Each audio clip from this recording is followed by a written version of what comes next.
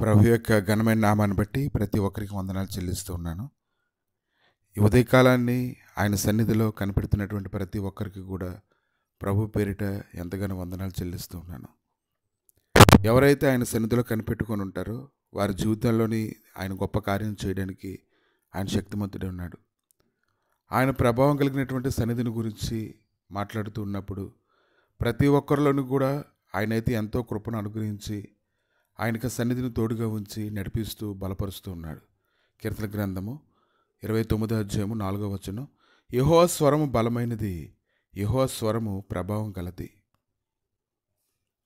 ఆయనకు ప్రభావం ఆరోపించి ఆయనను స్తోత్రించడి, ఇలాగూ స్తోత్రము దేవునికి స్తోత్రం చెల్లించడి.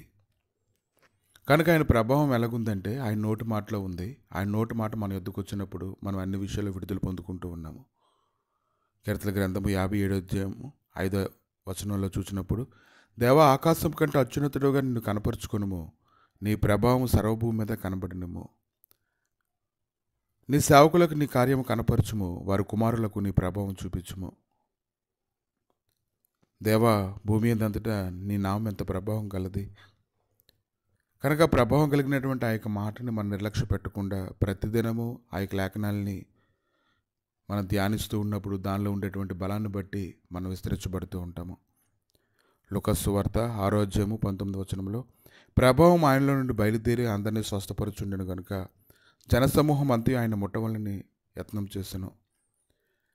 లూకా సువార్త 8వ అధ్యాయం 46వ వచనంలోనైతే, యేసు ఎవడో నన్ను ముట్టెను, ప్రభావం నాలో నుండి వెళ్ళిపోయినదని నాకు తెలిసిందనెను. కనుక లోకంలో అనేక మంది అనేక ప్రభావాలు కలిగినవి వాటి మీద వారు మనసు పెడుతూ ఉంటారు. ఇది ప్రభావం కలిగిందని దానిని బట్టి వారు సంతోషిస్తూ ఉంటారు. కానీ నిజమైనటువంటి ప్రభావం దేవుని యొక్క వాక్యంలో ఉంది.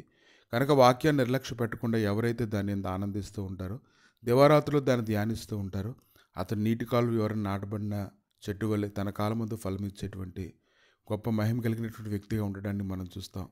కనుక ఒక వ్యక్తి జీవితంలో అతను స్థిరపరచుకున్నటువంటి వాక్యము ఎలాగైతే అతన్ని పైకి లేవనెత్తేలా చేస్తుందో అనేటువంటి గ్రహింపు ప్రతి ఒక్కరికి కావాలి. లోతైనటువంటి గ్రహింపు ఎవరికైతే ఉంటుందో వారు వాక్యాన్ని విడిచిపెట్టరు, ప్రార్థన విడిచిపెట్టరు, సహవాసం నిలిచి ఉంటారు. దానివల్ల వారు అన్ని విషయాలు వర్ధిల్లడం అనేది మనం చూస్తూ ఉంటాం.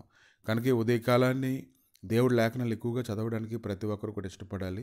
లేఖనాలు చదువుతూ ఉన్నప్పుడు చాలామందికి అది అర్థం కాకపోవచ్చు, కానీ దాని ప్రభావం నీలో పనిచేస్తుందని తెలుసుకోగలగాలి.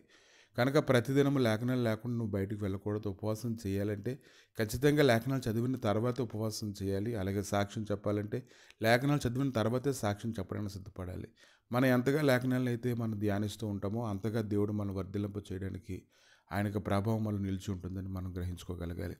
కనుక ప్రతి పనిలోనూ ప్రతి విషయంలోనూ భయపడకుండా సిద్ధపాటు కలిగి ముందుకు పరిగెత్తడానికి దేవుడు లేఖనాలు ఎంతో అవసరం. కనుక లేఖనాలు నిర్లక్ష్య పెట్టకుండా ఎవరైతే ధ్యానిస్తూ ఉంటారో, క్రమంగా చదువుతూ ఉంటారో వారి జీవితాల్లో శ్రేష్టమైనటువంటి ఆశీర్వాదాలు ఎన్నో విస్తరించబడ్డాన్ని మనం చూస్తాం.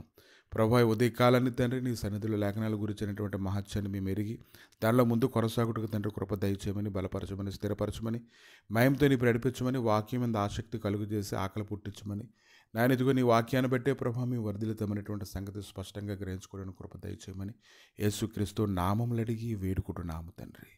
ఆమేన్.